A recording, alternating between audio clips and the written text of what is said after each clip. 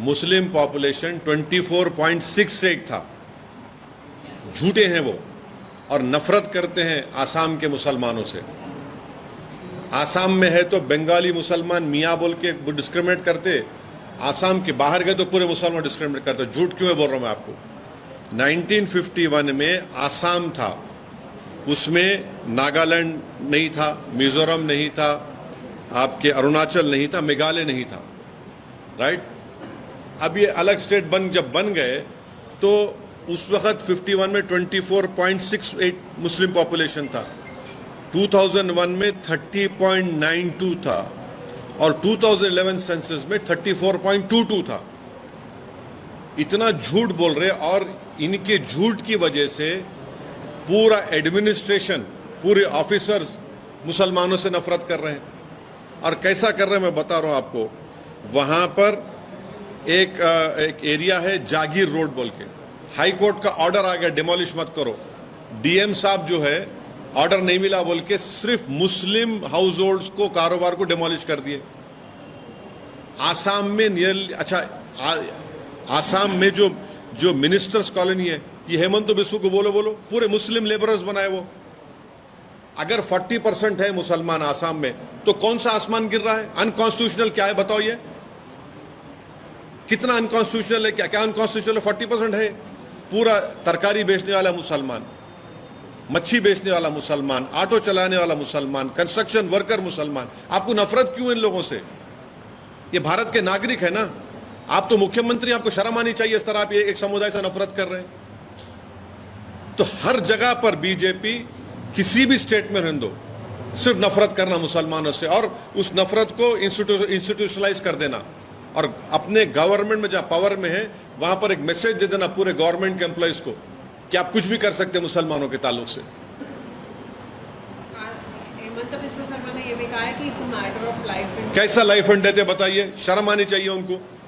अगर 40% मुसलमान है तो लाइफ एंड डेथ का मामला कैसा हो गया बताइए? लाइफ एंड डेथ का मामला कैसा हो गया बताइए? किससे खतरा है आपको, देश को? आप बताना चाह रहे 40% से खतरा है आपको?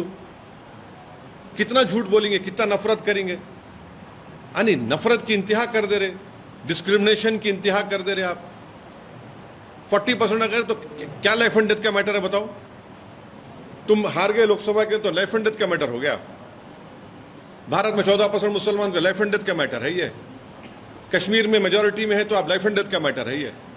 क्या मैसेज दे रहे हैं आप पूरे माइनॉरिटीज को और पूरे इंडिया को? क्या मैसेज दे रहे हैं आप बुखलाहट में और नफरत के मजाहरे बीजेपी कर रही है, फ्रस्ट्रेशन में, बल्कि क्लियर कट डिस्क्रिमिनेशन कर रही है बीजेपी।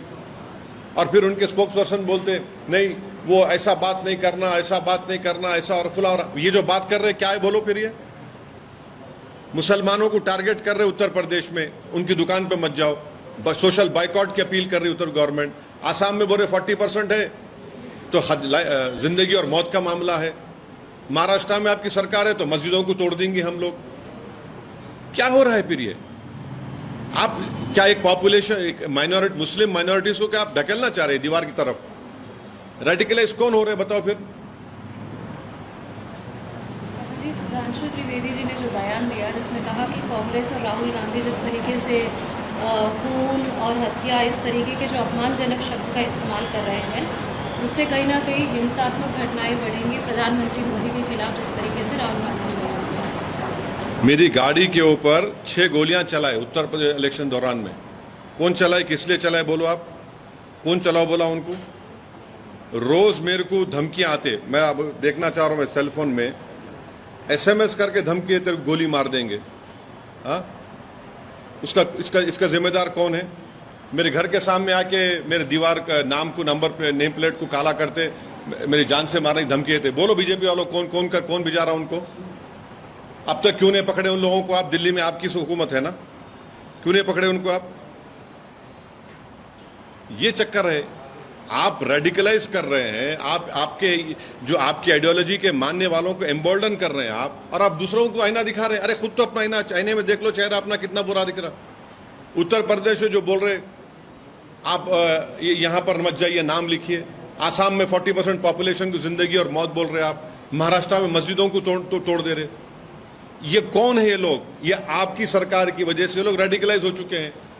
एक सिटिंग एमपी के घर पे आके आप जान से मारने का लेटर लगा के जाते हैं, फोन करते हैं मेरे को, एसएमएस देते, नंबर नहीं कर रहा मेरे को। अब आप बोलेंगे पुलिस का, कितने पुलिस कंप्लेन करूं मैं? ये सब आपकी वजह से बीजेपी के, इनको बीजेपी एम्बोल्डन कर रही है लोगों को। नेता अगर इस तरीके से अगर बयानबाजी कर, अरे मैं आप इनके जो नेता जो उत्तर प्रदेश में जो बोल रहे सोशल बाइकआउट करो माइनॉरिटीज का, मुस्लिम माइनॉरिटीज का, वो क्या है बताइए? नाम बोलो, अपना नाम लिख के रखाओ। आप क्या इडली मुसलमान हो गई, वड़ा हिंदू हो गया क्या? पिज्जा मुसलमान हो गया और बर्गर हिंदू हो गया क्या? बताओ। आप कर रहे हैं, सरकार में आप है, आप ऐसे ऑर्डर निकाल रहे हैं, सरकार में आप है, आपका मुख्यमंत्री ऐसा कर रहा, सरकार में आप है, वहां पे मस्जिदों पे तोड़ रहे वहां पे, और आप कुछ नहीं कर रहे। सर, टीएमसी एमपी ने भी एनएचआरसी को कंप्लेंट किया है मुजफ्फरनगर के पुलिस के खिलाफ, stating that shocking and other. देखिए, NHRC is a handmaiden of Narendra Modi government. They'll not do anything. Show me one instance wherein they have acted unbiasedly. Look at the record of sending reports to the international organizations. What are they doing? NHRC is completely now, they're not reacting to all these atrocities which have been committed on minorities. What is the National Minority Commission doing? When the government in power and their party and their ministers, their chief ministers are openly asking for boycott and discrimination of Muslim community and saying that Muslims population is a matter of life and death, what does that tell you? It clearly shows their hatred towards the Muslims. But sir, TMC is also raising voice now. You are also raising voice. So will you ask others also to come together to fight on this? See, you have come. I'm thankful to you that you have come to me. I can speak on behalf of myself and my party. I cannot speak on behalf of other political party. They will speak for themselves. So Will what's you your demand, sir? take this up legally, sir? And what's your demand? See, the Uttar Pradesh government is not bold enough to issue a written order. Written order you have not issued. You have issued a verbal order, and on the basis of that verbal order, the message has been sent. And what has happened in that in Muzaffarnagar, whatever dhabas are there, hotels are there, those owners have kicked out Muslim employees because of the verbal order of Uttar Pradesh government. And high-ranking IPS officer comes and says this is what the BJP government wants you to do in Uttar Pradesh. They've asked for a social boycott of Muslims, which is prohibited in the Constitution. Article 17 is there. By making such a verbal order, you have violated right to life, right to livelihood, Article 19.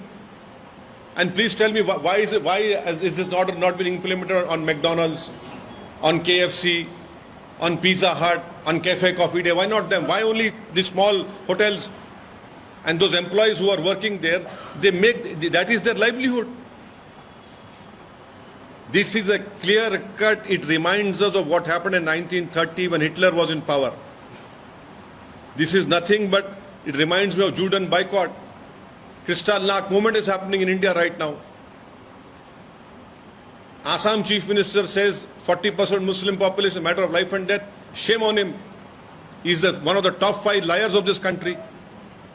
He's not telling the truth. The truth is that in 1951, Assam at that time, had 24.68 population of Muslims. Then Mizoram, Nagaland, Arunachal, Meghalaya, when were they created? Tell us. And then in 2001, the Muslim population 30.90. 2011 census, it was 34.220. Now we are in 2024. It might be 40%. So what? Who constructed this ministers' colony? The Muslim laborers. Who sells vegetables, sells fish, meat, auto drivers, laborers. Why are you so fearful with this population? They are Indians. You don't have the right to call them in this way. Matter of life. What matter of life and death? Politically, you should lose. I hope you lose badly over there in Assam. I hope that your party is wiped out from the face of Assam. But you have no right whatsoever to target 40% of Muslim Assam. What is the message you're sending to the whole country? It is the BJP leaders and the chief ministers who are indulging in this dog whistle politics, who are openly asking for social boycott or openly saying Muslims are a threat to this country. This is their clear-cut policy of discrimination and hatred. You know, it feels like we are living in 1930 Hitler's era now. Budget session start हो रहा है, उसको लेके कुछ अभी जब budget session शुरू होगा तब बोलेंगे ना, अभी क्या बोलेंगे? सर, मुहर्रम के मौके पर कल जुलूस निकाला गया था उत्तर प्रदेश और मध्य प्रदेश में, वहाँ पर फलस्तीन के झंडे लहराए गए, तो उन लोगों के आप फलस्तीन का स्टैंप निकाले, जो निकाला उसको डालो जेल में। कौन स्टैंप निकाले थे? निकालो, आपकी सरकार बीजेपी निकाले ना, निकालो जेल में डालो उसको। फलस्तीन का स्टैंप कौन निकाले थे?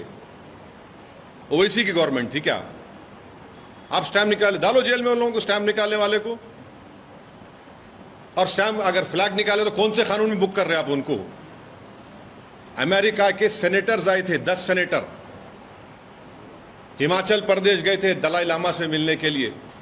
वहां अमेरिका के फ्लैग लहराए, केस नहीं बुक करेंगे उनके पर तुम? मोदी गवर्नमेंट अमेरिका का फ्लैग लहराए तो केस नहीं बुक होगा, पैलेस्टाइन लहराए तो केस बुक होगा। क्या नफरत है आप लोगों को? अमेरिका के 12 सेनेटर्स आए थे वहां पे, जिसको प्राइम मिनिस्टर बाद दिल्ली मिले। दलाई लामा से मिलने गए, वहां पर तो पूरे अमेरिकन फ्लैग जलाए। अरेस्ट करो लोगों को भी आप, वहां भी तो देखो ना क्या हो रहा। फिर आप बोलो अरेस्ट करो बोल के, आप एक डिसीजन लो। आप सिर्फ नफरत करना। ये जो रशिया वाला जो मामला है, उसमें कुछ लोग अभी भी हैं जिनको अभी तक अब प्राइम मिनिस्टर जाकर गवर्नमेंट ऑफ इंडिया ये बोली कि उनको वापस लेकर आएंगे। अभी भी गुलबर्गा का एक बच्चा है, कश्मीर के बच्चे हैं, पंजाब हरियाणा के बच्चे हैं, उनको फौरन लाना चाहिए। आपकी जब वहां की रशिया की सरकार से बात हुई तो लाना चाहिए, उनको वापस लाइए। वहां के हम रिक्वेस्ट करेंगे वहां के इंडियन एम्बेसडर से, हमारे एम्बेसडर स्टाफ से, कि वो रशिया की गवर्नमेंट से कोऑर्डिनेट करके उनको प्रेशर डाल के हमारे इंडियंस को वापस लेकर आए। आप यहाँ पर सेफली लेकर आए। उनके पेरेंट्स परेशान है, बच्चे परेशान है, उनके सब लोग परेशान है। कुछ लोगों को डिक्लेयर डेथ भी बोला गया, लेकिन मार्च या फरवरी की बात है, लेकिन अभी तक नहीं हुआ। क्या वही हम उम्मीद करेंगे कि उनका जो भी उनका जिंदा है तो वापस लेके आइए। अगर उनका डेथ हो गया तो कम से कम ऑफिशियली बता के उनकी डेड बॉडी मिल सकती तो वापस इंडिया को लेकर आइए।